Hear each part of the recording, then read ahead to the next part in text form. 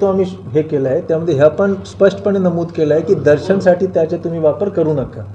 दुसरे जे मंदिर समितीचे जे सदस्य जे आहेत त्यांच्याकडून पण जर असा वापर होत असेल, जे मला जी माहिती मिळाली आहे, त्यांच्यासोबत उद्या परवा जे शुक्रवारीला मी येणारच आहे, त्यांच्यासोबत या विषयावर आम्ही बैठक घेऊ आणि त्याचं काहीच आम्ही करू, पण त्यामध्ये रिझल्ट दिसेल. आपण आता अतिक्रमण मोहीम राबवत आहे. अतिक्रमण मोहीम चालू असते. रिक्षावर 2 मिनिट, रिक्षा ज्या अवैध रिक्षा आहेत त्याच्यावर आरटीओ कारवाई करायला येतात. नगरपालिका प्रशासन अतिक्रमण काढायला येतं. यावेळेस काही समाजसेवक येतात, प्रशासनावर प्रेशर टाकतात, काढू नका असं. तर डिझास्टर मॅनेजमेंट मध्ये त्यांना घेणार आहात. आता तुम्ही बघितलं एक जण म्हणतो त्या रक्षकवाल्यांना त्या काम देऊ नका, त्या बीडीजी वाल्याला काम देऊ नका, त्या माणसांना घ्या, त्या माणसांना घ्या. हे प्रशासनाला मंदिर बैठकीत येतात, काच्यावर लाथा मारणार, समिती तक्रार करत नाही की वारीमध्ये त्यांना डिझास्टर बंधन काही बघा, 2 विषय आहेत. गेल्या जे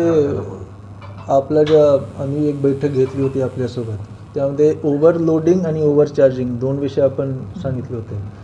त्याप्रमाणे आरटीओने मला वाटते की 49 की 52 लोकांना नोटीस, 53 लोकांना नोटीस दिली होती ओव्हरलोडिंगच्या. आता ओव्हरलोडिंगच्या कारवाईमध्ये जर कोणी बाधा घालत असेल, मी स्पष्टपणे सांगून देतो, तर त्यामध्ये डिझास्टर मॅनेजमेंट ॲक्टप्रमाणे FIR होईल.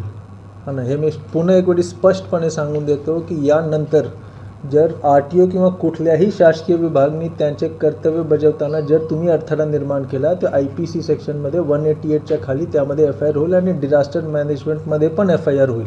हे कृपया करून त्यामध्ये कोणत्याही माणूसनी त्यामध्ये अडथळा निर्माण करू नका, कारण आम्हाला तीच भूमिका घ्यावी लागेल. नंबर 1. नंबर 2, जे ओव्हरचार्जिंगचा विषय आहे, जेव्हा ते वारी येईल तेव्हा आम्ही नक्की करू. बाकी जे BVGचा विषय आहे, जे आता रक्षक एजन्सीपासून जे BVGला गेलं आहे, त्यामध्ये जे लोक मला आता भेटायला आले होते त्यांची एकच मागणी होती की इथे जे स्थानिक लोक आहेत, स्थानिक मुले आहेत, त्यांना BVGने घ्यावे.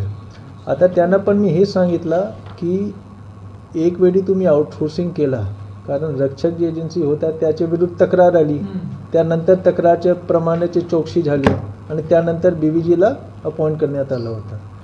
तुम्ही कुठल्याही एजन्सीला एक वेळी अपॉइंट करतात तर तो एजन्सीचा अधिकार असते की त्याला कोणाला घ्यायचे, कोणाला नाही घ्यायचे.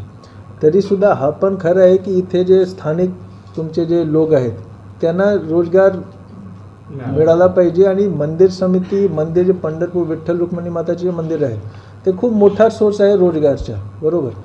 त्यासाठी मी मंदिर समितीच्या सोबत बोलतो, BVGची सोबत बोलतो, कारण आम्हाला एक बॅलन्स ठेवावे लागेल. BVGच्या त्यांच्या पण एक फ्रीडम आहे की